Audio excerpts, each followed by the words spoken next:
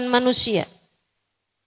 Dalam hidupnya di atas muka bumi ini, saya bisa sampaikan padamu bahwa yang paling kita perlukan di dalam kehidupan kita, bahkan bukan hanya di dunia, melainkan juga sampai ke negeri akhirat nanti, ada dua hal.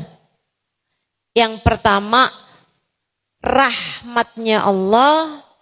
Yang kedua, syafaatnya Nabi Muhammad. Yang pertama, rahmatnya Allah. Dan yang kedua adalah syafaatnya Nabi Muhammad sallallahu alaihi wa ala alihi wa sahbihi wasallam.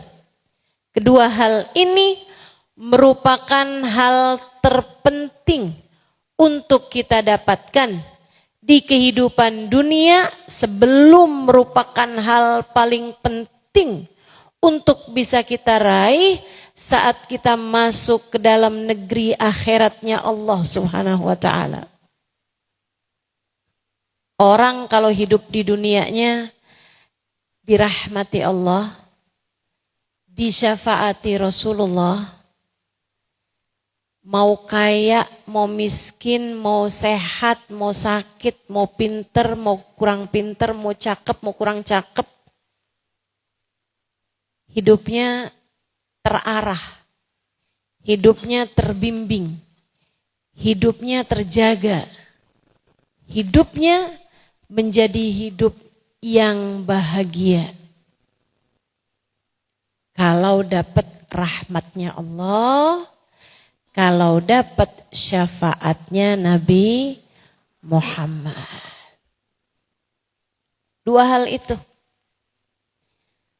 Selebihnya teman-teman saudara sekalian, itu hanyalah gambaran-gambaran yang tidak ada faktanya. Selebihnya itu semuanya hanyalah persangkaan-persangkaan yang tidak tepat kebenarannya. Ada orang yang bilang kamu dalam hidup itu yang penting kaya.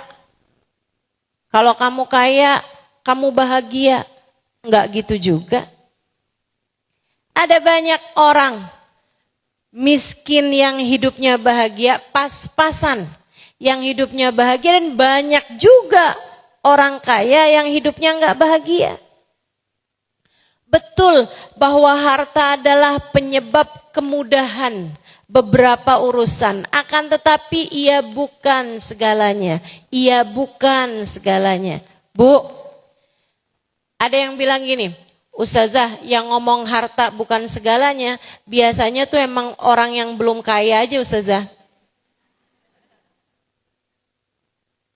Kalau udah kaya dia akan tahu bahwa harta bukanlah segalanya. Bu, saya udah ketemu macam-macam orang. Saya udah ketemu orang yang duitnya nggak berseri itu, yang kalau mau dijajanin dipotong-potong dulu. Saya udah ketemu macam-macam orang, ibu-ibu sekalian. Kalau ketemu sama saya, curhatnya penderitaan. Nggak yang kaya, nggak yang miskin gitu, sama aja. Karena memang bukan itu yang paling penting, bukan itu yang paling penting. Saya ketemu orang kaya yang bahagia, saya juga ketemu orang miskin yang bahagia. Kalau pinter bahagia, kalau nggak pinter nggak bahagia, siapa bilang? Ada banyak orang-orang pinter yang bahagia, yang pinter keblinger juga ada.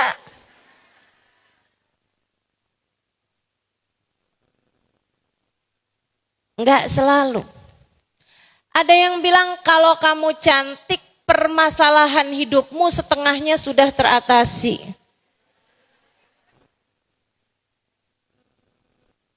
Saya ketemu orang cantik yang bahagia, betul saya ketemu. Tapi saya juga ketemu orang yang gak cantik dan bahagia, banyak. Kita-kita diantaranya.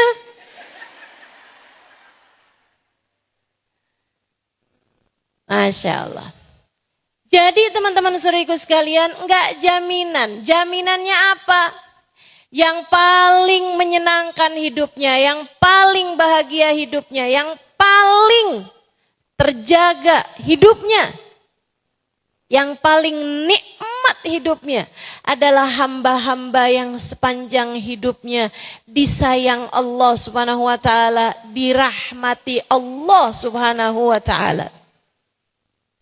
Istri yang paling bahagia adalah istri yang dirahmati Allah.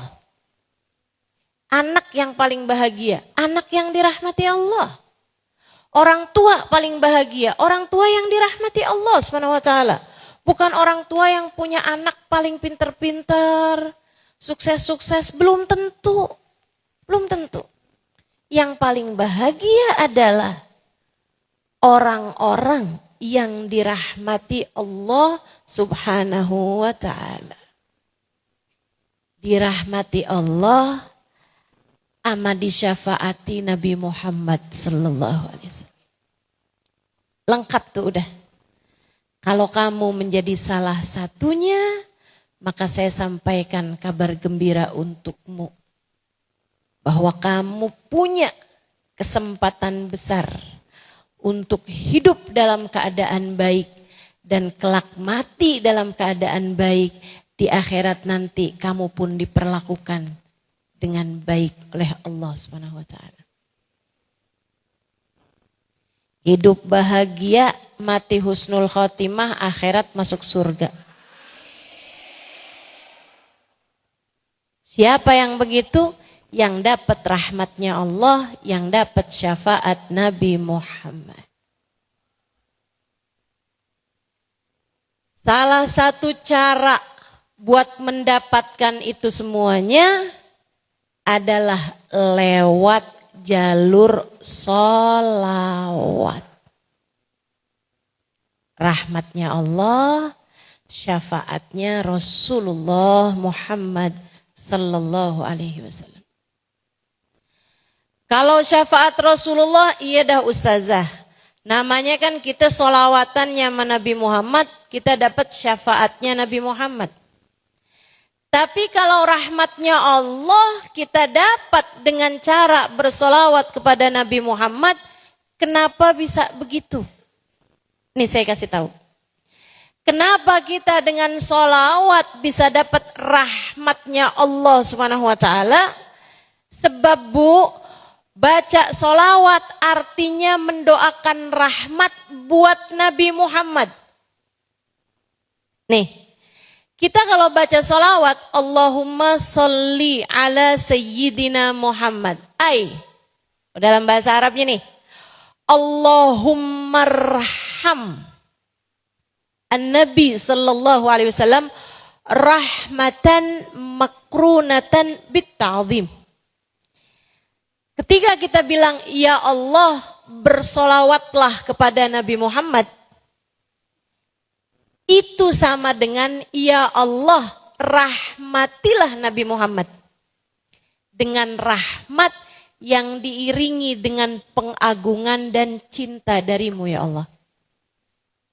Itu artinya solawat. Ketika kita baca solawat, kita mendoakan tambahan rahmat buat Nabi Muhammad.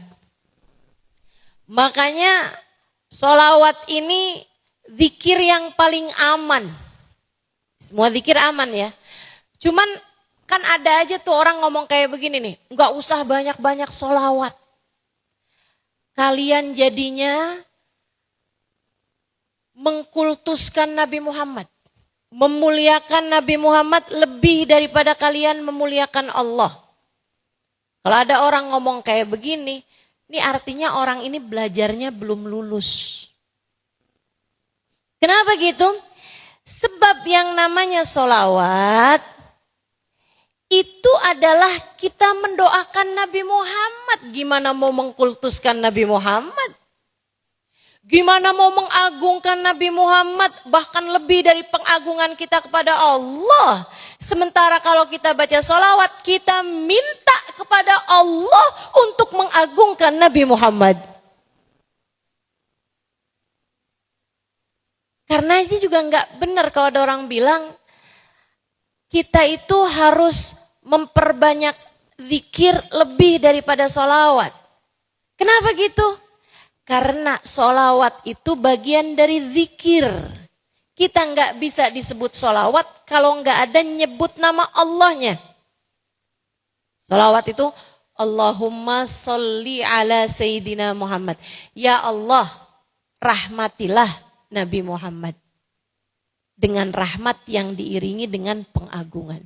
Ada Allahummanya. Tapi kalau kita sebut-sebut Muhammad, nggak disebut sholawat. Harus ada Allahnya. Ya Allah, sayangi Nabi Muhammad. Ya Allah, rahmati Nabi Muhammad. Ya Allah, baru disebut dengan nama sholawat. Jadi dalam sholawat kita zikrun Nabi, menyebut Nabi Muhammad. Juga kita zikrullah, menyebut nama Allah subhanahu wa ta'ala. Jadi artinya kita bersolawat kepada Nabi, mendoakan Nabi Muhammad untuk mendapatkan rahmatnya Allah. Ustazah, kok kita doain Nabi sih Ustazah? Kan Nabi lebih mulia dari kita. Kenapa kita nih yang hina dina penuh dosa harus mendoakan Nabi Muhammad?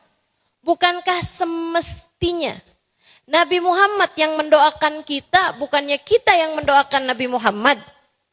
Ini teman-teman saya sekalian, doa itu enggak semestinya begitu. Doa itu tidak semestinya begitu. Yang namanya mendoakan itu adalah meminta kepada Allah subhanahu wa ta'ala, Jalla Jalaluhu wa ta'ala azamatuh. Itu bisa dari orang yang hina untuk orang yang mulia, bisa juga dari orang yang mulia untuk orang yang hina. Karenanya yang namanya doa, orang tua mendoakan anaknya, iya. Anak mendoakan orang tuanya juga, iya. Kan begitu? Guru mendoakan murid-muridnya, benar, harus. Guru harus mendoakan murid-muridnya. Tapi murid yang baik adalah murid yang juga mendoakan gurunya. Nabi mendoakan umatnya, umat mendoakan nabinya. Itu konsepnya doa.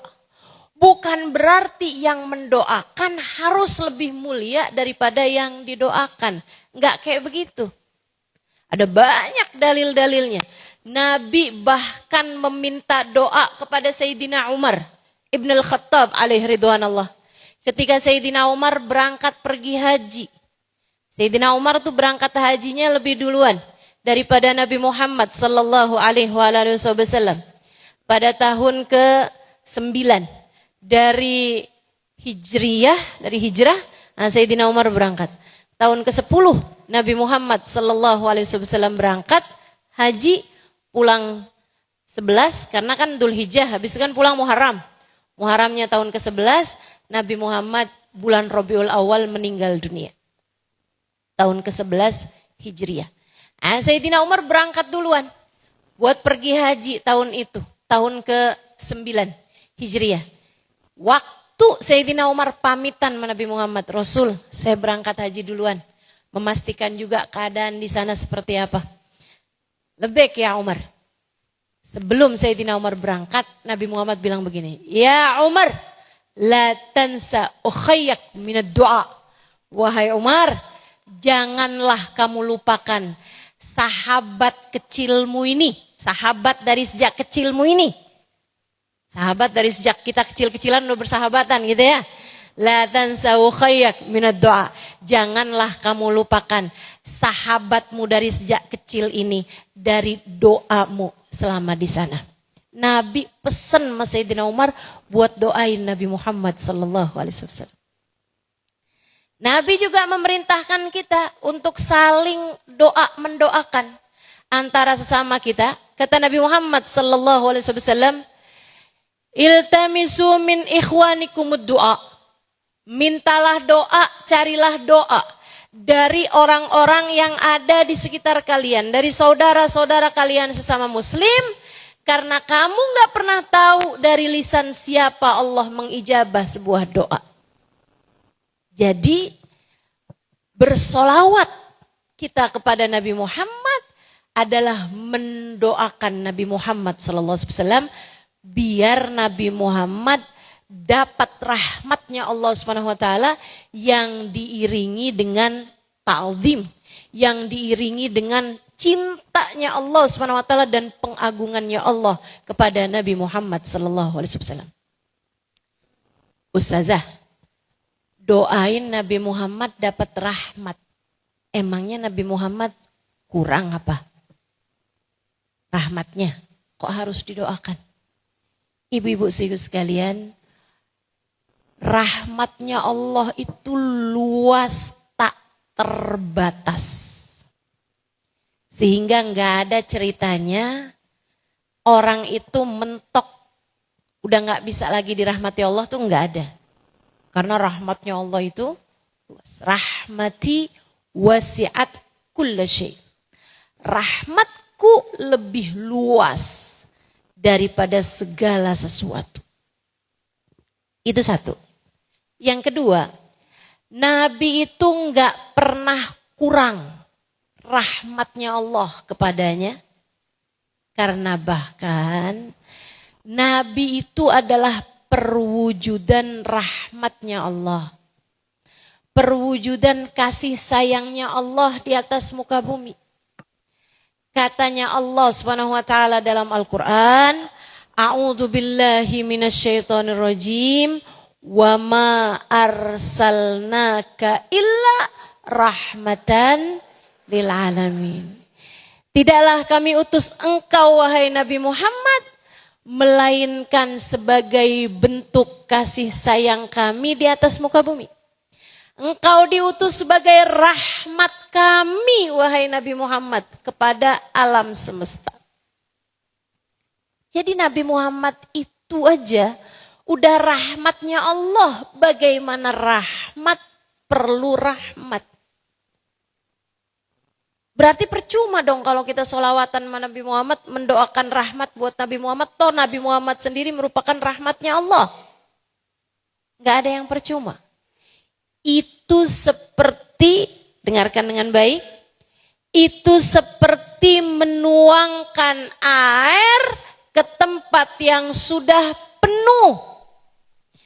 Ini ada ember nih udah penuh air. Ada gelas nih misalnya udah penuh air. Kamu terus saja tuangin. Udah penuh nih, terus saja tuangin. Apa yang akan terjadi? Luber. Itulah yang diharapkan bagi orang yang bersolawat kepada Nabi Muhammad. Luberan dari kasih sayangnya Allah kepada Nabi Muhammad. Dan itu kembalinya bukan kepada Nabi Muhammad, melainkan kembali kepada yang bersolawat kepada Nabi Muhammad. Begitu. Itu sholawat. Jadi kalau kamu berdoa, ya Allah, sayangilah saya ya Allah, ampunilah saya ya Allah, rahmatilah saya ya Allah. Itu doa kamu bisa didengar, bisa gak didengar. Abisnya didengar, bisa diterima, bisa ditolak. Abisnya diterima, misalnya nih, bisa diijabah, bisa gak diijabah. Kan begitu?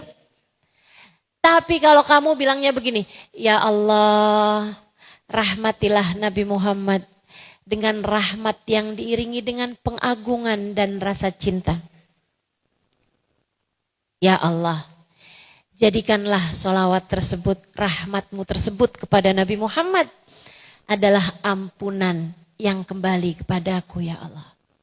Itu tuh, sholawatmu kepada Nabi Muhammad diterima Allah Subhanahu wa ta'ala dan luberannya. Karena menuang ke tempat yang penuh luberannya tersebut. Itu kembali kepadamu yang bersolawat berupa ampunan yang Allah Subhanahu wa ta'ala berikan untukmu. Jadi itu sebabnya kenapa Nabi Muhammad memerintahkan kita untuk, katanya Nabi Muhammad SAW, kalau kalian berdoa, awalilah doa kalian dengan salawat padaku, akhirilah doa kalian dengan salawat padaku, karena salawat padaku diterima di sisi Allah Subhanahu wa ta'ala. Masakah Allah terima depan belakangnya dan ditolak tengah-tengahnya? Nabi dengan rahmatnya, dengan kasih sayangnya kepada kita umatnya, menganjurkan kita untuk kalau baca doa, awali dengan sholawat, akhiri dengan sholawat. Subhanallah. Jadi kalau kita doa sendiri nih, belum tentu doa kita didengar. Belum tentu sesudah didengar diterima. Belum tentu sesudah diterima diijabah. Tapi kalau kita bersolawat kepada Nabi Muhammad, Allah akan sampaikan solawat tersebut, didengar oleh Allah Subhanahu wa ta'ala, diterima oleh Allah Subhanahu wa ta'ala. Kemudian Allah tuangkan luberan untuk Nabi Muhammad sallallahu alaihi wasallam. Allah sampaikan rahmat tersebut kepada Nabi Muhammad. Namun seperti yang tadi telah saya sampaikan, Nabi Muhammad sudah penuh dengan rahmatnya Allah, sehingga yang ada adalah luberlah rahmatnya tersebut, dan luberannya kembali kepada yang membaca sholawat. Dari sinilah kita faham apa yang disampaikan Sayyid Muhammad bin Alawi bin Abbas Al-Maliki. Kata beliau, tak ada permasalahan apapun tak bisa diselesaikan dengan sholawat. Semua masalah, sepelik apapun, bisa beres pakai sholawat. Kenapa begitu? Itu tadi yang saya sampaikan. Kalau kamu bersolawat kepada Nabi Muhammad, nah ini nyampe pada Allah Subhanahu wa ta'ala. Sebab Allah tuh cinta sama Nabi Muhammad, jadi apapun aja yang ada nama kekasihnya diterima di sisi Allah Subhanahu wa ta'ala. Nah udah diterima, diberikan kepada Nabi Muhammad, luberannya disampaikan kepada yang membaca sholawat. Senjata paling ampuh untuk kita sekalian adalah sholawat kita kepada baginda kita Nabi besar Muhammad sallallahu alaihi wa ala alihi wa sahbihi wasallam. Senjata paling ampuh yang Allah Subhanahu wa ta'ala berikan kepadamu, sholawatmu kepada Nabi Muhammad.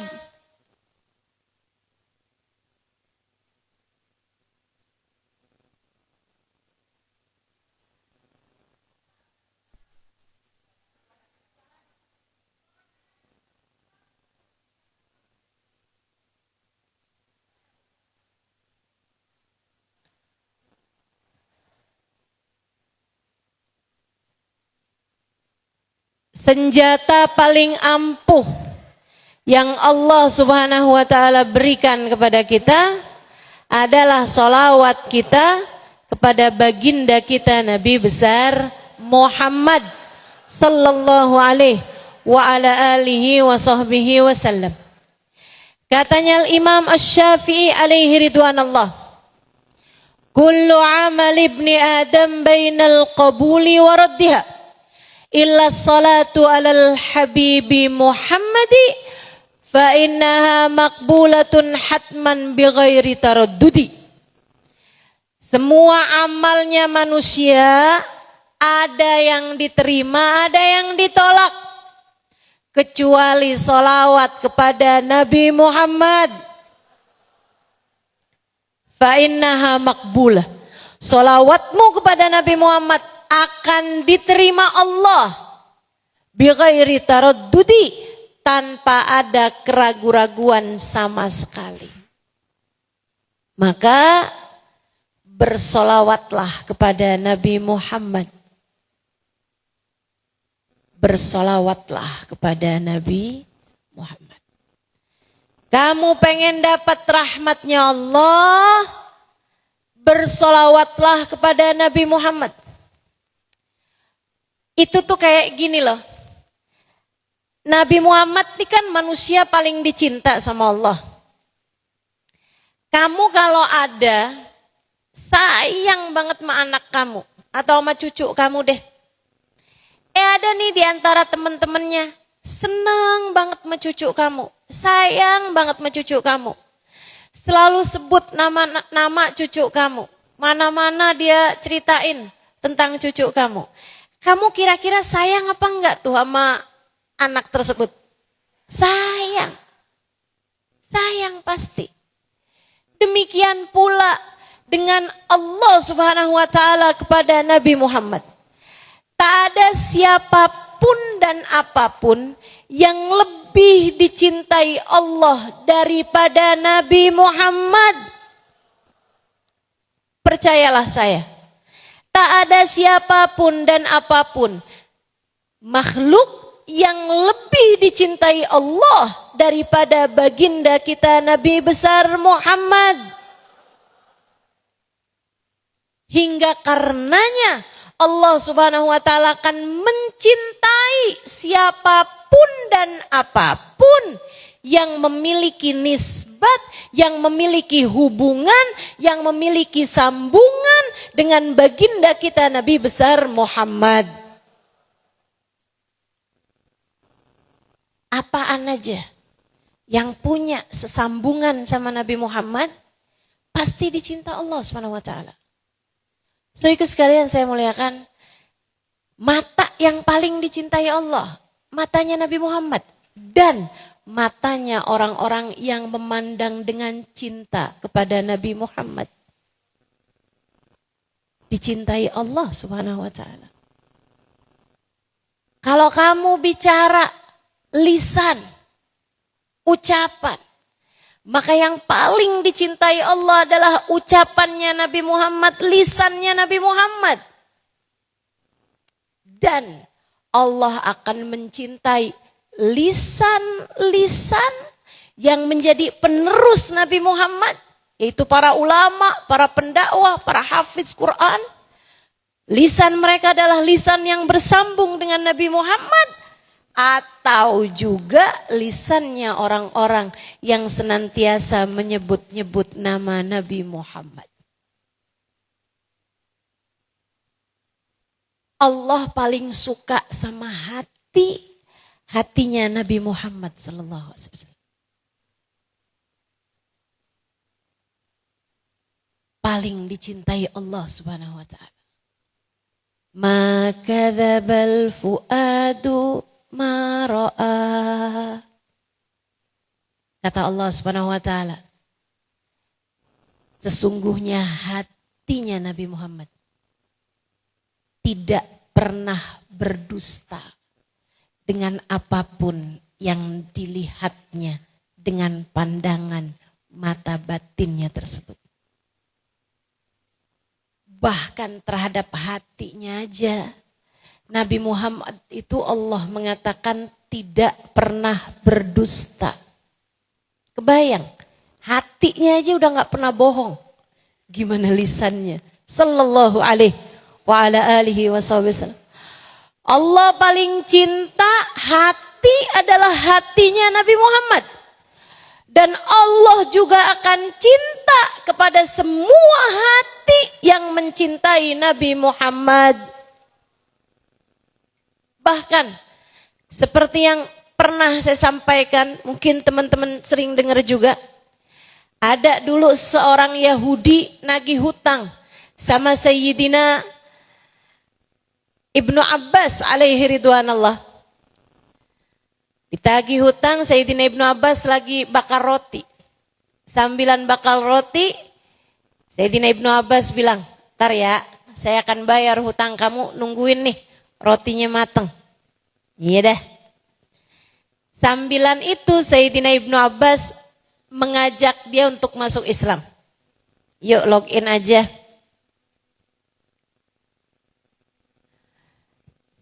Halla taslim taslam, kata Sayyidina Ibnu Abbas. Kamu gak masuk Islam aja, bakalan selamat. Ah ogah, orang Islam ceritanya neraka mulu. Kata si Yahudi. Bukannya orang Islam kalau masuk surga mesti lewatin neraka. Ya emang semua. Kata Sayyidina Ibnu Abbas, semua orang masuk surga lewatin neraka. Karena surga itu adanya di ujung neraka. Udah lewatin nerakanya nih, baru kemudian ketemu pintu surga. Di atas neraka itu ada jembatan namanya Sirat. Sehingga sekalian di ujungnya sana ada pintu surga. Yang selamat melewati jembatan, yang artinya yang selamat melewati neraka, maka dia akan masuk ke dalam surga. Wa inhum illa wariduha, kata Allah SWT dalam Al-Quran. Tidak ada sesiapapun di antara umat manusia kecuali akan melewati jembatan tersebut. Ini si Yahudi bilang, ya kalau lewat ya bakalan kebakar lah pasti. Enggak, kalau orang Islam gak akan kebakar. Masa ada orang lewatin neraka segitu panasnya gak kebakar. Sayyidina Ibnu Abbas kemudian habis rotinya mateng, beliau keluar bawa bayar hutangnya. Kemudian beliau juga keluar dengan membawa 3 buah kain. Dia bilang, nih saya mau tunjukin sama kamu. Nih ya, tar di akhirat nih, nyalain sama beliau apinya. Di tungkunya itu di kompornya. Kemudian dia ada ambil kain, misalnya, nih ya, kain merah nih. Ini misalnya Yahudi ya, ya masukin di api tersebut. Habis itu ada kain lagi. Misalnya biru misal ini ya. Ini misalnya Nasrani ya. Nah, kita masukin. Ini ya yang putih ini ya. Misalnya Islam ya. Misalnya ya. Nah, masukin. Habis tutupin saya Sayyidina Ibnu Abbas. Gimana nih kabarnya nih kira-kira? Ya udah habis, udah hangus. Yuk kita lihat. Diambil Mas Sayyidina Ibnu Abbas. Yang merah udah gosong, udah habis. Ambil yang biru. Nah, gosong udah habis. Diambil yang putih. Bersih, tetap putih, nggak hangus, nggak kebakar sama sekali. Dan ini yang saya sampaikan ini ada dalam kitab Sirah Ad-Dahlaniyah kalau saya nggak salah ingat. Ada salah satu kitab-kitab yang saya baca ini dan pernah juga disampaikan guru kami Sayyidil Habib Umar bin Hafid. Sehingga sekalian saya muliakan. Kain ini putih tetap seperti sedia kala. Kata Sayyidina Ibnu Abbas, nih liatin. Enggak kebakar kan. Orang Islam nih, walaupun lewat di atas jembatan Sirat yang di bawahnya ada api, iman di hatinya membuat dia enggak akan bisa terbakar api tersebut. Gimana? Masuk Islam yuk. Dia bilang, ntar dah saya pikir-pikir lagi. Cerita ini tersebar di Madinah dan tentu ini sesudah wafatnya Nabi Muhammad sallallahu alaihi wasallam. Orang-orang kemudian berdatangan kepada Sayyidina Ibnu Abbas bertanya, "Wahai Ibnu Abbas, kain apa yang kamu masukkan ke dalam api tapi api tidak dapat membakarnya?" Sayyidina Ibnu Abbas kemudian mengatakan, "Dzaka hirqah masah bihan Nabi sallallahu alaihi wasallam indama ariqa jasaduh." Itu adalah kain yang pernah dipakai Nabi Muhammad buat ngelap keringat beliau ketika beliau tengah berkeringat. Keringat, teman-teman saya sekalian, kain pernah dipakai buat ngelap keringatnya Nabi Muhammad sallallahu alaihi wasallam. Kain tersebut tidak mempan dibakar sama api. Bagaimana pula dengan yang lainnya? Karenanya ketika lisanmu gemar bersolawat kepada Nabi Muhammad, Jadi sebab Allah sayang malisan kamu. Jadi sebab Allah dengarkan doa kamu. Jadi sebab kamu disayang-sayang sama Allah Subhanahu wa ta'ala. Dengan sholawatmu tersebut kepada Nabi Muhammad. Sebab seperti yang tadi saya bilang. Allah tidak pernah mencintai apapun dan siapapun lebih daripada cintanya kepada Nabi Muhammad. Ketika lisanmu gemar bersolawat kepada Nabi. Ketika hatimu mencintai Nabi Muhammad, Allah pun akan mencintai dirimu. Mencintai lisanmu dan berkenan untuk mendengarkan doa-doamu, kemudian mengijabahnya. Jadi kalau kamu pengen dapat rahmatnya Allah, bersolawatlah kepada Nabi Muhammad. Man shalla alayya marratan sallallahu alaihi biha asyra. Kata Nabi Muhammad dalam hadis sahih yang terkenal itu. Siapa yang bersolawat padaku sekali, Allah akan bersolawat padanya 10. Apa artinya? Siapa yang mendoakan agar aku dapat rahmat yang diiringi dengan cinta dan pengagungan, Allah akan bagi padanya rahmat 10 kali lipat. Man shalla alayya asyra sallallahu alaihi biha mi'ah. Siapa yang bersolawat padaku 10, Allah akan bagi padanya rahmat 100. Wa man shalla alayya mi'ah sallallahu alaihi biha alfa. Siapa yang bersolawat padaku 100, Allah akan bagi padanya rahmat 1000. Siapa yang bersolawat padaku 1000, maka akan bersentuhan bahunya dengan bahuku di akhirat nanti. Dalam riwayat Allah akan ampuni segenap dosa-dosanya. Teman-teman saudaraku sekalian yang saya muliakan, dengan kamu bersolawat, kamu pantas mendapatkan rahmatnya Allah. Kamu menjadi berpeluang untuk menjadi seseorang yang disayang sama Allah. Apalagi jika yang kamu cari yang kedua. Seperti yang tadi saya sampaikan. Yang kita perlukan di atas muka bumi ini, satu, rahmatnya Allah. Yang kedua adalah syafaat Nabi Muhammad sallallahu alaihi wasallam. Kalau yang kamu cari selain rahmatnya Allah adalah syafaat Nabi Muhammad, Ustazah nih sebelum lanjut saya mau tanya Ustazah. Katanya ada orang di pojokan nih.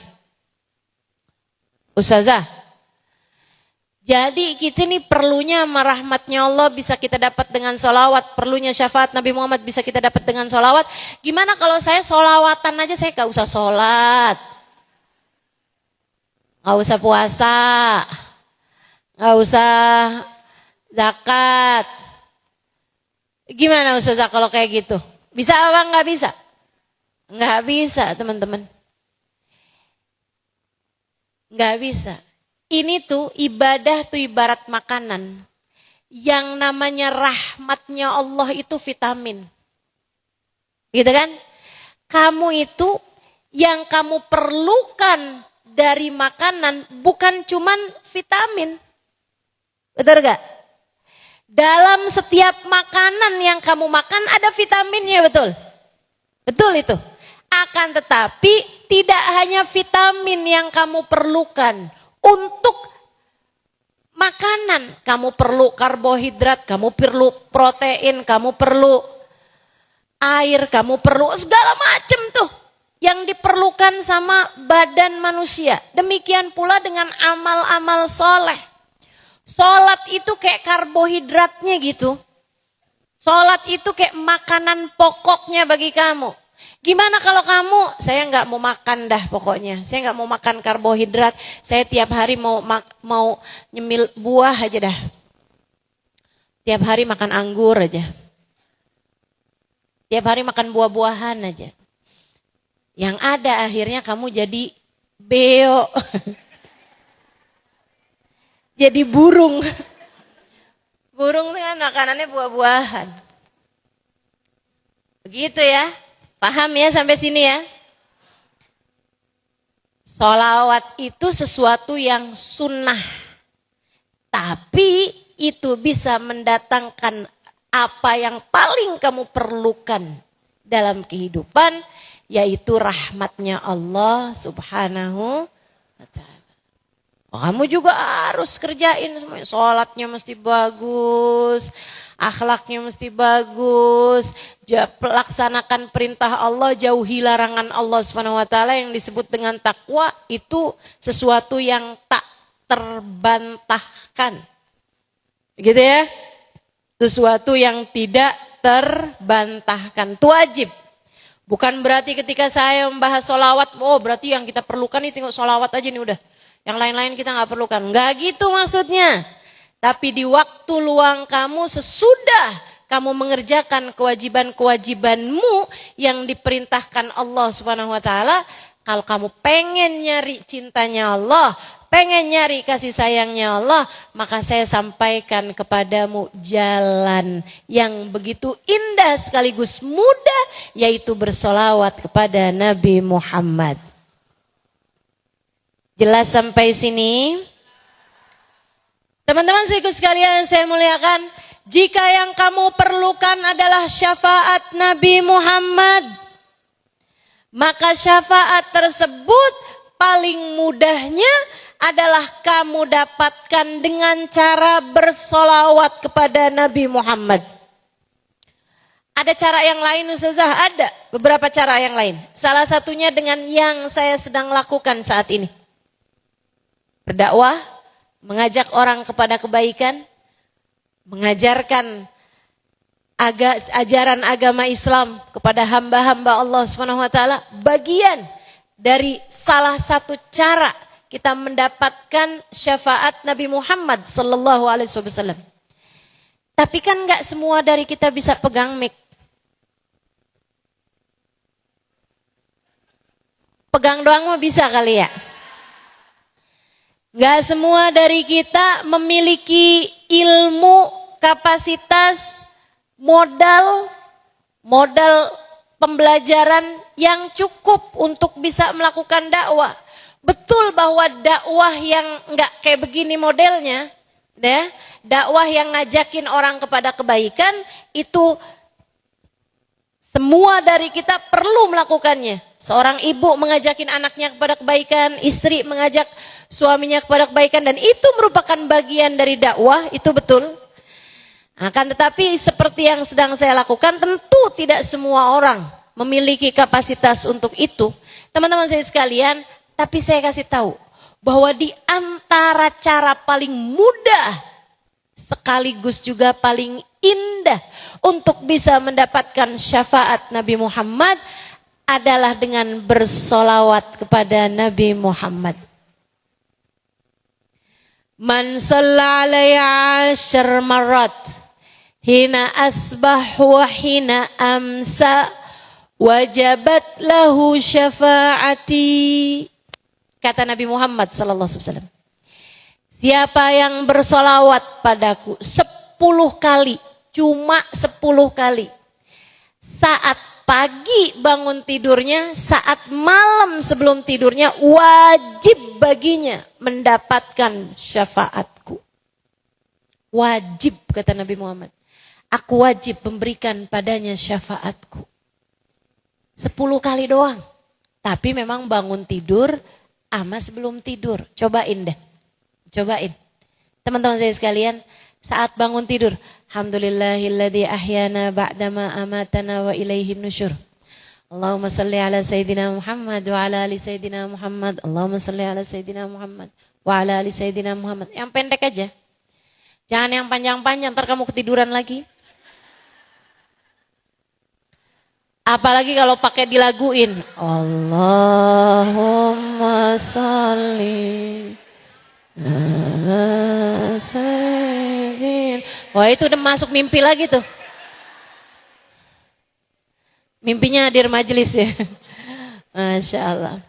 Jadi teman-teman saya sekalian, sholawat 10 kali pagi hari, sholawat 10 kali malam hari. Malam hari sebelum tidur kamu juga gitu. Baca surat Tabarak, habis itu baca Subhanallah 33 kali, Alhamdulillah 33 kali, Allahu Akbar 34 kali. Habis itu kemudian kamu baca doa sebelum tidur. Nah, habis udah selesai itu baru Allahumma salli ala Sayyidina Muhammad wa ala ali Sayyidina Muhammad. Allahumma salli ala Sayyidina Muhammad wa ala ali Sayyidina Muhammad. Allahumma salli ala Sayyidina Muhammad wa ala ali Sayyidina Muhammad. Ya Allah, saya tidur sebagai umat Nabi Muhammad.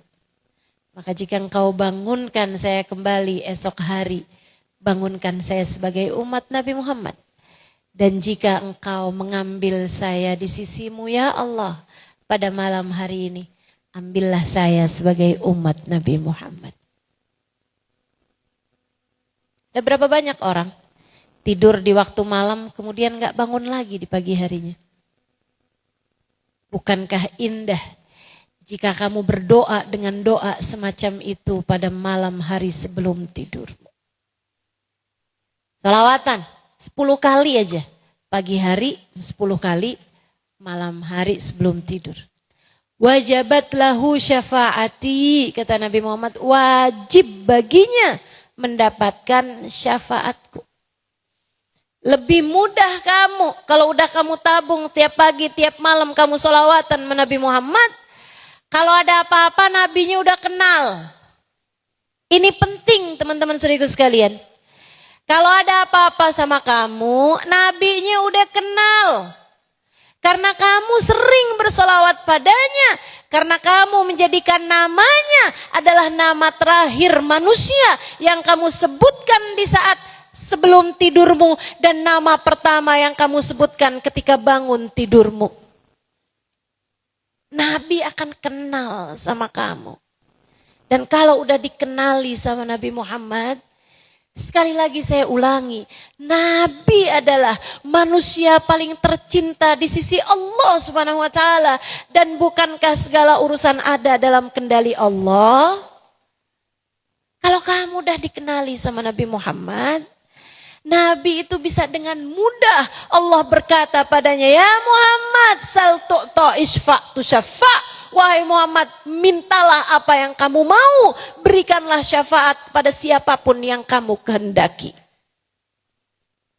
Kalau udah kamu dikenali sama Nabi Muhammad, gampang banget urusannya, gampang banget urusannya. Apa sih masalah dalam hidupmu? Kalau enggak urusan duit, kalau enggak urusan rasa hati, kan begitu? Nah, saya lihatin urusan di dunia nih, antara yang bisa diselesaikan dengan uang, sama yang satunya nggak bisa diselesaikan pakai duit, gitu kan?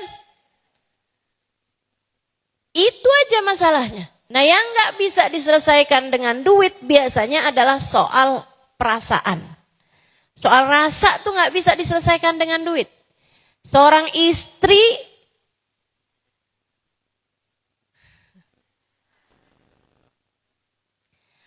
walaupun dia punya duit berapa, kalau hati suaminya tidak tertuju kepadanya, nggak cinta lagi sama dia, susah. Mau apa dia? Rasa hati itu kayak begitu teman-teman saudara sekalian. Meskipun ada banyak sih istri-istri yang kalau ngambek bisa dibujukin sama suaminya dengan transferan. Itu hatimu murah. Kalau bisa diselesaikan pakai duit.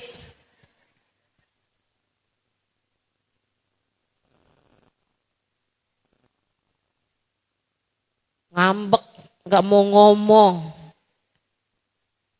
Habis itu suaminya WhatsApp, udah saya transfer ya. Langsung telepon, kamu pulang kapan? Ya. Murah banget dah.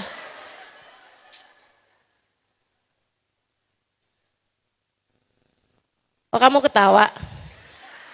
Berasa.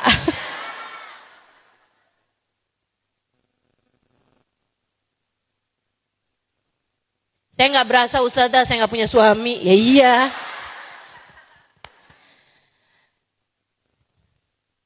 Saudaraku sekalian yang saya muliakan, masalah apapun di dunia, nggak selalu jawabannya adalah dengan kamu healing, dengan kamu shopping.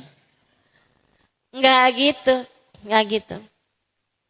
Tapi seringkali jawabannya atau Allah akan kasih jalan keluarnya adalah ketika kamu rajin dan banyak bersolawat kepada Nabi Muhammad. Misalnya nih ya, kamu dikasih sakit. Apakah jawabannya adalah uang? Ada banyak orang-orang yang punya duit banyak. Ketika Allah menghendaki dia sakit, duitnya gak bisa apa-apa. Uang seberapapun banyaknya, nggak bisa menghalangi satu gigimu yang akan tanggal. Betul? Uang seberapapun banyaknya, nggak bisa menurunkan tensi darahmu. Saudariku sekalian yang saya muliakan, ada banyak urusan nih nggak bisa diselesaikan dengan uang. Karenanya, nggak semua masalah tuh selesainya pakai duit. Duit bukan segalanya. Tapi saya kasih tahu, yang punya masalah, pengendali kehidupan, yang memberikan masalah, itu adalah satu zat namanya Allah subhanahu wa ta'ala. Jalla jalaluhu wa ta'ala azamatuh. Allah bisa kasih jalan keluar segala permasalahan dalam hidupmu. Dan cara mendekatinya salah satunya adalah dengan bersolawat kepada Nabi Muhammad. Karenanya bagi kamu yang sekarang sedang sakit. Ustazah kalau sakit gak hadir di sini. Ya kamu gak tahu, yang dengerin saya kan banyak juga yang gak hadir di sini. Ada yang dengerin saya sambil nyetrika.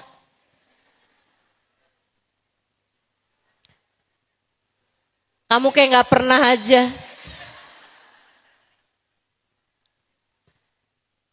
Saudariku sekalian yang saya muliakan, siapapun yang sedang mendengarkan saya, kalau kamu lagi sakit, cobain obat namanya sholawat. Cobain obat namanya sholawat. Yang saya rasakan, andai pun dengan sholawat itu kamu gak sembuh, sekurangnya hati kamu jadi jauh lebih tenang. Setidaknya rasa sakitnya akan jadi jauh lebih ringan. Itu andai gak sembuh. Apalagi jika kemudian Allah memberikan kepadamu kesembuhan. Cobain. Termasuk juga kalau kamu lagi nungguin yang sakit. Ajakin dia buat sholawat. Dan kamu juga sambil nungguin yang sakit, banyak-banyaklah baca sholawat. Apalagi saat dia lagi kesakitan. Kan gak semua orang kesakitan.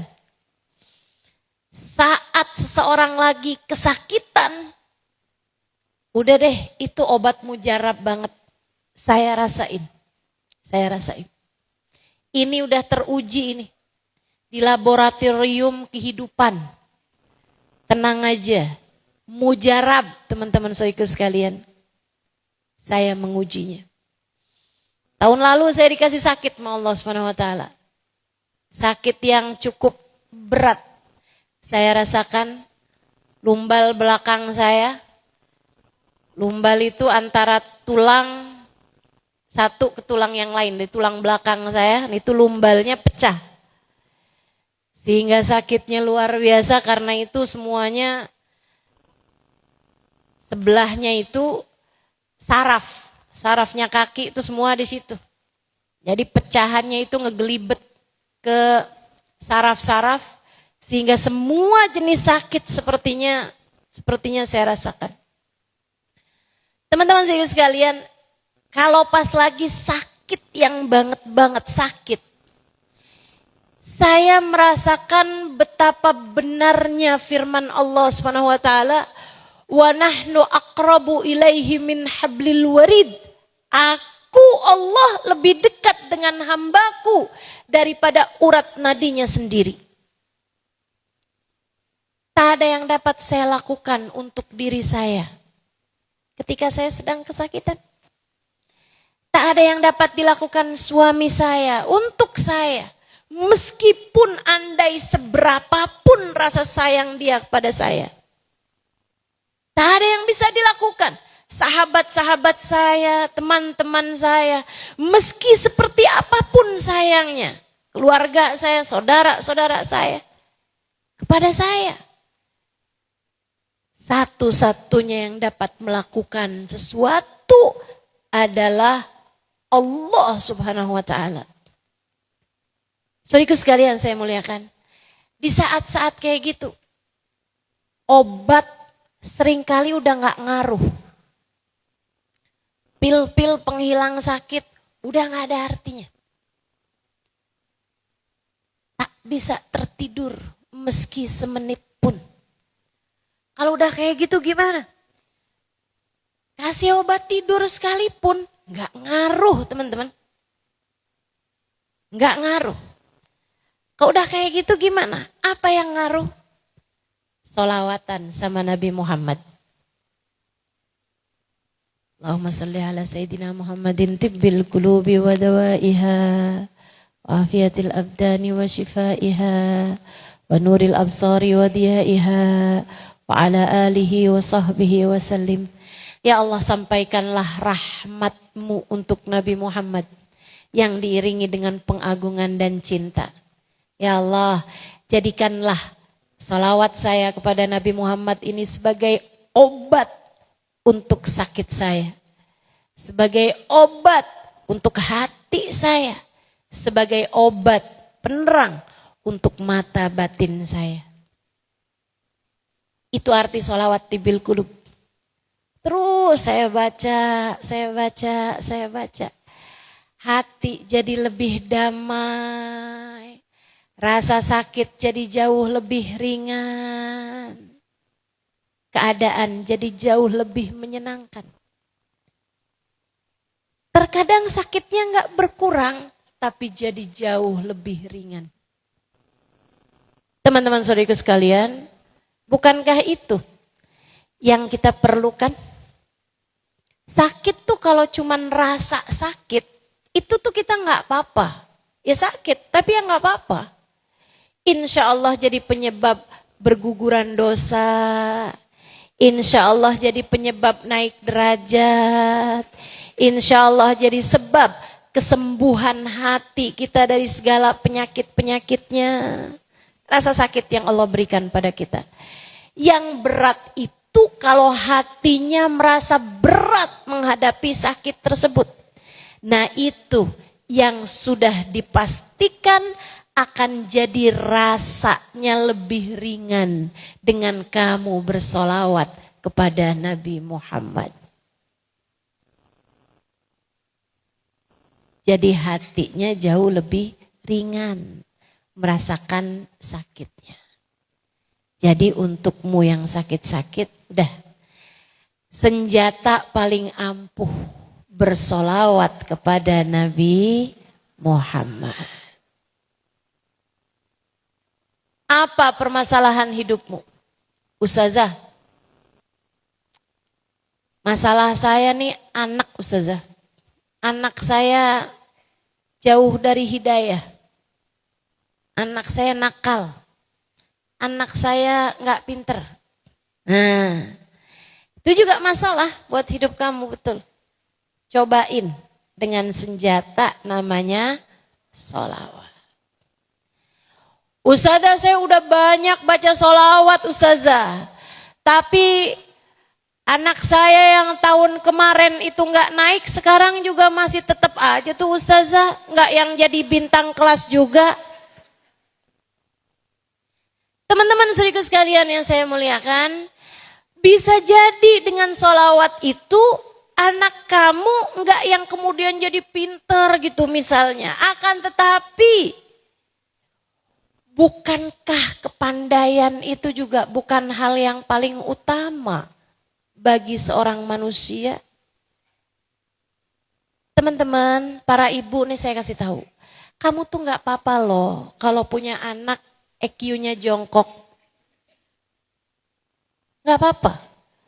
Kalau kamu punya anak otaknya tuh nggak cair gitu, rada-rada kental. Jadi kalau mikir itu agak-agak lambat gitu kan, nggak apa-apa loh teman-teman, nggak apa-apa. Tapi saya berharap kamu punya anak-anak menjadi anak-anak yang bahagia. Karena itu yang paling penting. Hidup bahagia, mati husnul khotimah, di akhirat masuk surga. Itu udah. Itu cita-cita kita. Selebihnya yang lain nggak apa-apa, nggak apa-apa. Sesekali sakit nggak apa-apa, sesekali sulit nggak apa-apa. Sepanjang hidup di dunia nggak pernah keluar negeri nggak apa-apa, nggak apa-apa. Bukan pengen ustazah haji, umroh, iya mudah-mudahan saya doakan. Saya doakan. Bisa sampai langkah kakimu ke sana. Tapi ibarat kata nggak bisa, itu juga nggak apa-apa teman-teman sekalian. Ibaratnya nih sampai dengan mati nggak pernah berangkat haji, umroh gitu. Nggak apa-apa juga, nggak apa-apa. Yang papa itu, kalau itu tadi, kamu nggak hidup bahagia. Yang masalah itu kalau sampai mati nggak husnul khotimah. Yang masalah itu kalau di akhirat nggak masuk surga. Itu masalah. Buat kamu dan buat keluarga kamu, anak-anak kamu. Itu yang masalah itu dia. Kalau dia nggak bahagia, kalau dia nggak jadi hamba Allah yang benar hidupnya di dunia, itu masalah buat mereka. Yang masalah itu kalau anak-anakmu, nauzubillah min dzalik, para pendosa, itu masalah bagi kamu. Masalah bagi dia, masalah bagi kamu juga sebagai orang tuanya.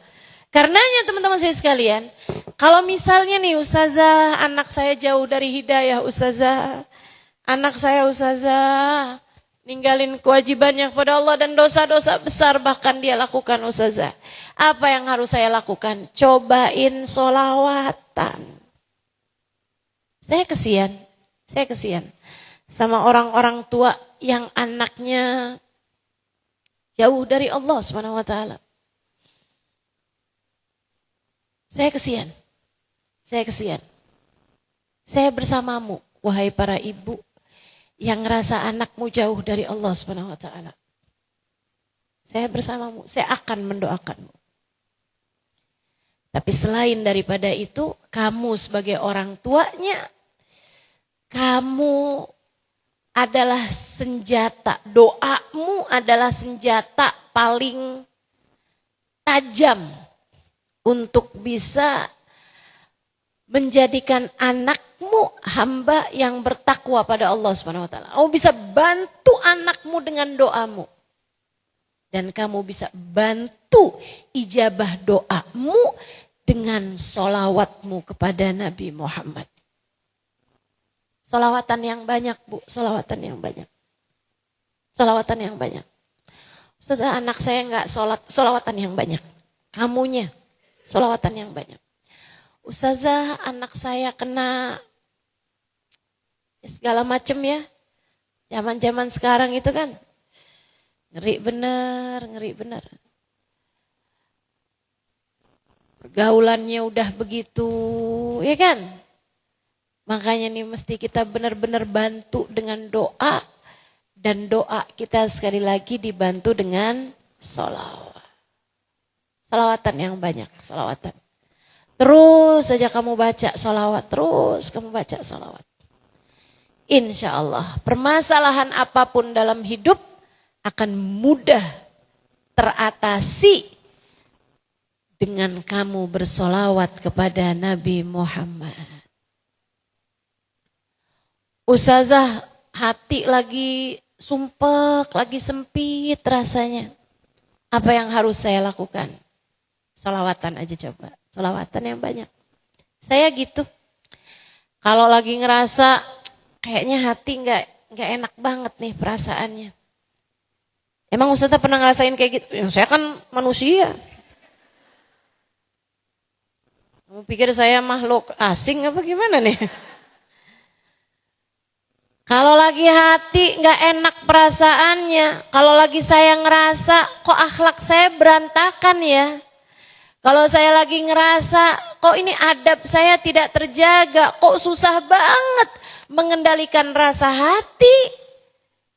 Ketika itu terjadi dalam hidup saya, maka cara paling mudah, paling efisien, sekaligus juga seperti yang berulang kali saya sampaikan, cara yang paling indah untuk saya bisa memperbaiki hal itu adalah dengan bersolawat kepada Nabi Muhammad.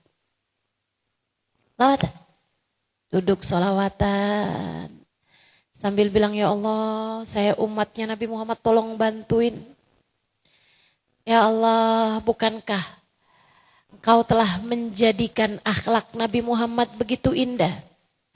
Saya umatnya dengan berkah Nabi Muhammad. Karuniakan kepada saya akhlak yang indah juga. Ya Allah, dengan berkah akhlaknya Nabi Muhammad. Tularkan, cipratkan, biaskan cahaya akhlaknya Nabi Muhammad dalam diri saya, ya Allah. Bukankah hati Nabi Muhammad adalah hati yang paling indah? Dengan keberkahan keindahan hati Nabi, ya Allah, saya umatnya, karuniakan kepada saya keindahan hatinya. Terus begitu, sambilan baca salawat. Allahumma salli ala Sayyidina Muhammadin salatan taghfiru bihad dunub wa tuslihu bihal qulub wa tantaliku bihal usub wa talinu bihas su'ub wa ala alihi wa sahbihi wa man ilaihi mansub. Salawatnya Habib Saleh Al-Hamid. Ya Allah, sampaikanlah salawatmu kepada Nabi Muhammad. Rahmat yang diiringi dengan cinta dan pengagungan, ya Allah. Dan salawat tersebut bagikan kepada saya berupa taghfiru bihal dunub, ampunan atas dosa-dosa saya. Tuslihu bihal gulub, bikin bagus hati saya, ya Allah. Tantaliku bihal usub, yang ruwet-ruwet jadi terurai. Masalah-masalah yang jelimet-jelimet menjadi masalah tersebut jadi jelas, jadi gamblang. Masalah yang ruwet-ruwet jadi bagus semuanya, jadi benar semuanya, ya Allah. Tantaliku bihal usub, talinu bihal su'ub, yang keras-keras biar jadi lembut, jadi lunak, ya Allah. Hati saya yang keras lunakkanlah, ya Allah. Hati anak-anak saya, ya Allah, yang keras-keras lunakkan, ya Allah. Permasalahan dalam kehidupan kami, ya Allah, selesaikanlah dengan berkatnya salawat kami kepada Nabi Muhammad. Begitu tuh salawatan sama Nabi Muhammad SAW. Masalah apapun, termasuk masalah paling berat bagi hidup kita, yaitu tentang akhir kehidupan kita. Masalah paling berat tuh. Kemenangan sekaligus kegagalan yang sesungguhnya. Husnul khatimah atau su'ul khatimah.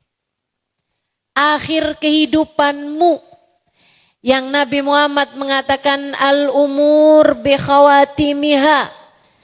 Segala urusan tergantung dari bagaimana ia diakhiri. Hidupmu Meskipun seperti apapun kamu menjalaninya, nilai hidupmu tergantung dari bagaimana kamu mengakhiri kehidupanmu. Hidupmu diakhiri dengan cara semacam apa? Ada yang dikaruniai husnul khotimah, kematian yang indah. Ada yang diberi Allah Subhanahu wa taala su'ul khotimah, kematian yang buruk. Kematian yang hancur. Kematian yang celaka. Saudaraku sekalian yang saya muliakan, semoga Allah karuniakan kepada kita husnul khotimah. Akhir kehidupan kita jadi saat pesta bagi kita. Akhir kehidupan kita menjadi kehidupan yang sangat menyenangkan bagi kita. Amin. Ya Rabbal Alamin. Diakhiri kehidupan kita dalam husnul khotimah. Penting nih. Paling penting bagi hidup kita. Nah, husnul khotimah. Salah satu cara meraihnya. Selain daripada kita harus jaga hidup, selain daripada kita harus doa minta sama Allah Subhanahu wa taala, juga bisa kita raih ketika kita mendapatkan syafaat Nabi Muhammad sallallahu alaihi wasallam, dan itu salah satunya bisa kita dapatkan dengan kita memperbanyak membaca salat. Saya jadi ingat sebuah kisah yang dulu sering saya bawakan kisah ini. Ada disebutkan dalam kitab-kitab juga dan juga berulang kali disampaikan oleh guru kami Sayyidil Habib Umar bin Hafid tentang seorang pemuda yang pergi haji barengan sama bapaknya. Di tengah jalan bapaknya meninggal dunia. Gurun pasir, pergi haji zaman itu ya, naik unta. Tengah-tengah gurun pasir bapaknya sakit, gak lama kemudian meninggal dunia. Masalahnya habis meninggal dari ujung rambut ke ujung kaki jadi hitam legam. Anaknya sedih bener. Dia gimana mau nyolatin, gimana mau tayamumin. Gak ada air kan. Dia mau tayamumin dulu, habis tayamumin kafanin, habis kafanin dia sholatin, habis sholatin dia mau nguburin. Tapi dia mau ngerjain itu semuanya. Jadi bingung ketika melihat badan bapaknya ini dari ujung rambut ke ujung kakinya hitam legam. Sedih, nangis, ditutupin badan bapaknya ini dengan kain surban yang dia bawa. Habis itu dia nangis saja di samping, ya Allah, ya Allah, ya Allah. Kesiannya bapak saya, ya Allah, kesiannya bapak saya. Dia nangis di samping jenazah bapaknya sampai ketiduran. Kayak hilang gitu ketiduran. Di saat dia tertidur itulah dia bermimpi seseorang mendekatinya. Kemudian perlahan membuka penutup kain dari wajah bapaknya. Kemudian mulai mengusap dengan tangannya. Tangan kanannya dia mulai mengusap dari kepalanya sampai ke ujung badannya. Sampai ke kakinya. Bersama dengan usapan seseorang tersebut, badan bapaknya yang semula hitam legam kembali seperti semula, bahkan lebih bercahaya. Senang banget dong. Dia bilang, man antal ladzi yadhhaba minni hammi wazni. Siapa kamu orangnya yang telah mengangkat kesedihan saya, menghilangkan gundah gulana saya. Saya dari tadi sedih banget lihat keadaan bapak saya ini. Orang tersebut mengatakan, ya bunai, inni ana Rasulullah Muhammad bin Abdullah. Nak, saya adalah Nabi Muhammad. Inna abaka kana musrif ala nafsi. Bapak kamu ini ada dosa-dosa yang dia lakukan waktu hidup di dunia. Membuat Allah Subhanahu wa taala murka padanya. Akan tetapi ayah kamu ini cinta padaku dan senang bersolawat kepadaku. Maka ketika aku diberitahu bahwa dia telah meninggal dunia dan badannya hitam legam, Aku pun mohon izin kepada Allah untuk memberikan syafaat padanya di dunia sebelum kelak aku akan beri syafaat padanya di akhirat nanti. Udah tuh. Habis itu dia bangun dari tidur dan mendapati badan ayahnya telah kembali seperti sedia kala sesuai dengan mimpinya tersebut. Sejak itu dia pun ngapa-ngapain baca sholawatan aja. Di jalan sambil jalan baca sholawat. Nyampe di Mekah tawaf baca sholawat, sa'i baca sholawat. Terus dibaca sholawat. Sampai dia berjumpa dengan Syekh Abdullah ibn Mubarak yang kemudian bertanya kepada dia, "Nak, saya mendapati kamu bersolawat terus-terusan. Saya kebetulan ada di belakang kamu baca solawat. Saya ada di sini, kamu baca solawat. Apa yang membuat kamu melakukan hal itu?" Dia pun bercerita, "Saya pergi haji ini enggak sendirian. Saya asalnya sama bapak saya." Diceritakanlah apa yang dialami di dalam perjalanan tersebut. Tuh, kalau kamu pengen mati dapat syafaat Nabi Muhammad, banyakin baca salawat. Kubur juga gitu. Apalagi untukmu yang kepengen, walaupun kayaknya jauh, kalau kamu sama saya. Walaupun kayaknya rada jauh gitu ya, tapi pengen ntar di kuburan bisa ketemu sama Nabi Muhammad. Pengen ntar di kuburan bisa kumpul sama Nabi Muhammad. Jauh mengingat dosa-dosa kita kayak apa. Siapa kita, siapa Nabi Muhammad. Nabi enggak pernah berbuat dosa, kita dosanya udah kebanyakan. Nabi hatinya bersih, kita kayak begini. Rada jauh, akan tetapi kita kepengen di akhirat nanti di dalam kubur kita bisa ketemu sama Nabi Muhammad, bahkan bisa kumpul sama Nabi Muhammad. Salah satu caranya yang paling mudahnya sekaligus yang paling indahnya adalah dengan kita banyak bersolawat kepada Nabi besar Muhammad. Solawat yang diiringi dengan ta'zim dan juga diiringi dengan cinta. Kan lain. Orang nyebut dengan cinta dengan orang yang nyebut tanpa rasa. Kan lain. Betul gak? Kenapa doa seorang ibu kepada anaknya lebih mustajab daripada doa siapapun kepada anak tersebut? Adalah karena ibu punya rasa cinta kepada anaknya. Itu sebabnya kenapa doa murid untuk gurunya mustajab. Kalau murid tersebut punya rasa cinta kepada gurunya. Demikian pula dengan doa guru untuk muridnya. Kenapa mustajab? Kalau dia mendoakannya dengan sepenuh cinta. Demikian pula yang lain-lainnya. Orang tuh istri mendoakan suaminya mustajab. Doa istri buat suami mustajab loh. Kasih tahu sama suaminya. Hati-hati bang. Doa saya untukmu mustajab.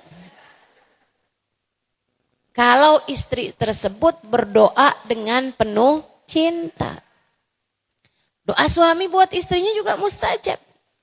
Apalagi kalau suami tersebut mendoakan istrinya dengan penuh cinta. Teman-teman saudaraku sekalian yang saya muliakan, maka kamu ketika bersolawat sebut nama Nabi Muhammad. Kalau kamu nyebutnya tanpa rasa, beda dengan saat kamu menyebutnya dengan sepenuh cinta. Makanya Ustazah kenapa ya? Saya kok solawatan sendirian biasa aja. Tapi kalau lagi solawatan bareng-bareng, apalagi berdiri, qiyam, kemudian baca solawat pada Nabi Muhammad, rasanya tuh kayak nyambung gitu. Begitu mudah air mata saya mengalir Ustazah. Bu, bisa jadi itu bukan karena kamu. Bisa jadi itu karena keberkahan orang-orang yang bersamamu. Kamunya gak punya cukup cinta untuk kamu bisa menghadirkan rasa, tapi di sebelah-sebelahmu ada orang-orang yang sudah punya rasa tersebut, sehingga kamu ketularan sama rasa itu. Bisa jadi begitu. Ya jangan kegeeran. Saya kalau lagi qiyam, saya nyambung banget gitu sama Nabi Muhammad. Bisa jadi bukan karena kamunya, tapi karena orang-orang yang di sebelahmu. Makanya jangan bawaan suudzon mulu sama orang-orang. Si ibu itu kok datang ya? Dia kan padahal baru bercerai tuh sama lakinya. Nah, bahaya. Jangan, udah gak usah. Gak usah lihat sana, gak usah lihat sini. Merasalah bahwa di majelis adalah kamu orang yang bisa jadi paling hina di majelis tersebut. Bisa jadi kamu adalah yang paling banyak dosanya di antara semua yang hadir di majelis itu. Merasalah seperti itu sehingga insya Allah ampunan yang datang padamu paling banyak. Berharaplah seperti itu sehingga Allah Subhanahu wa taala lebih mudah untuk mengijabah doa-doamu tersebut. Bersolawat kepada Nabi Muhammad sallallahu alaihi wasallam. Urusan dunia, urusan akhirat. Sampai nanti kamu datang ke padang mahsyar, katanya Nabi Muhammad sallallahu alaihi wasallam, aqrabukum minni majlisan aktsarukum alayya salatan. Yang paling dekat tempatnya denganku di akhirat adalah yang paling banyak baca solawatnya kepadaku. Penting banget buat ngetek tempat di akhirat nanti dengan kamu bersolawat kepada Nabi di atas muka bumi ini. Ini kan yang suka hadir-hadir di majelis saya, apalagi kalau majelisnya yang besar-besar, biasanya tuh kan suka datang lebih awal buat ngetekin tempat. Betul? Itu bisa kamu lakukan buat di akhirat. Ngetek tempat deket sama Nabi Muhammad sallallahu alaihi wasallam. Ya meskipun yang modelan kayak kita sedekat-dekatnya juga ya. Ya masa kita mau barengan rombongan deket-dekatnya sama Sayyidah Fatimah, Sayyidah Aisyah, siapa kita? Betul? Betul? Ya tapi kan seenggaknya gitu, seenggaknya bisa lihat mukanya Nabi. Bisa kecium wanginya Nabi. Betul gak? Seenggaknya gitu, Nabi kalau ngomong apa-apa telinga kita bisa kedengeran. Di jarak yang enak gitu kan buat lihat Nabi Muhammad sallallahu alaihi wasallam. Nah kalau itu yang kamu inginkan, ngetek tempatnya dari sekarang teman-teman saudaraku sekalian. Caranya gimana tuh? Sholawatan yang banyak. Sebab Nabi Muhammad bilang yang paling dekat tempatnya denganku di hari akhirat, di padang mahsyar nanti adalah yang paling banyak baca sholawatnya di antara kalian. Insya Allah. Sholawatan. Kamu lagi ngapain? Ketek tempat. Gitu kan? Oh, pegang tasbih mulu sekarang kata suaminya, ngetek tempat bang. Tenang, ntar kalau saya dapat tempatnya juga deketan, ntar abang juga dah. Saya doain biar gak jauh-jauh juga. Kita dan seluruh keluarga kita. Insya. Nanti saat lewat jembatan, saat amal kita ditimbang, kita juga perlu banyak syafaat Nabi Muhammad. Dan itu semuanya bisa kita dapat dengan kita memperbanyak membaca sholawat. Maka hal penting buat kita lakukan selama sisa hidup kita di atas muka bumi ini. Yuk, sholawatan. Insya Allah. Urusan dunia, urusan agama, urusan akhirat, urusan kita dengan diri kita, urusan kita dengan sesama hamba-hambanya Allah Subhanahu wa taala. Urusan kita dengan sakit, urusan kita dengan rezeki, urusan kita dengan jodoh, urusan kita dengan apapun aja.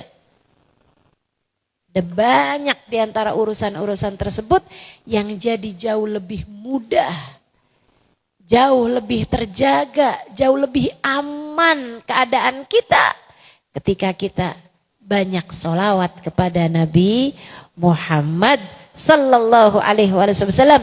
Yuk kita akhiri majelis kita dengan kita salawatan kepada Nabi Muhammad. Kita membaca salawat tibbil qulub 8 kali. Kita niatkan biar hati kita pada sehat. Biar pikiran kita pada sehat. Biar yang sedang sakit-sakit badannya juga Allah kasih kesehatan. Dari diri kita ataupun dari keluarga kita. Yang ada air silakan dibuka airnya. Nanti kasih minum buat keluarganya. Yang udah gak ada airnya udah habis jangan ngambil air tetangganya. Kita minta pada Allah SWT, semoga Allah SWT karuniakan kesehatan zahir batin buat semuanya insyaallah. Kita juga niatkan yang sedang sakit-sakit dari sahabat-sahabat kita, keluarga kita, terutamanya buat orang tua kita yang sedang sakit, Allah SWT semoga sehatkan badan mereka semuanya insyaallah. Saudara-saudari kita yang sedang sakit, semoga Allah SWT angkat penyakitnya. Allah pulihkan, Allah sehatkan zahir batin kita semuanya insyaallah. Dan lebih daripada semuanya, kita punya penyakit-penyakit hati, mudah-mudahan Allah sehatkan.